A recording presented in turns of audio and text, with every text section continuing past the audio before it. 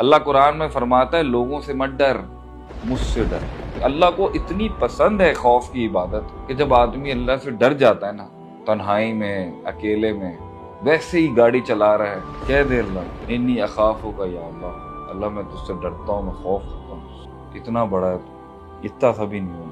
لوگوں سے مت ڈرو، چیزوں سے مت ڈرو، اللہ زیادہ مستحق ہے کہ اس سے ڈرا جائے۔ تو یہ ڈر عبادت ہے۔ جو آدمی باس سے ڈرتا ہے، جو آدمی فلاں سے ڈرتا ہے، فلاں سے ڈرتا ہے، اتنا ڈرتا ہے، ہر وقت ڈر ڈر کے رہتا ہے، رزق کا ڈر، اولاد نہ ہونے کا ڈر، ہر چیز کا ڈر، تو ایک توحید والے کے اندر کیوں اتنا ڈر ہے؟ جب اللہ اس کا خالق، رازق، مالک، حاکم، اس کا کار خیر ہے ہر لحاظ سے، تو کیوں اتنا خوف ہے اس کو؟ اگر میں یہ نہیں کروں گا، اگر میں یہ نہیں کروں گا، بھائی کیا ہو گیا؟ اللہ نہیں ہے کیا تمہارے لیے؟ تو خوف ایک ایسی عبادت ہے جس پر پکڑا جا سکتا ہے ایک انسان کہ بھائی اتنا خوف کیوں ہے تمہیں؟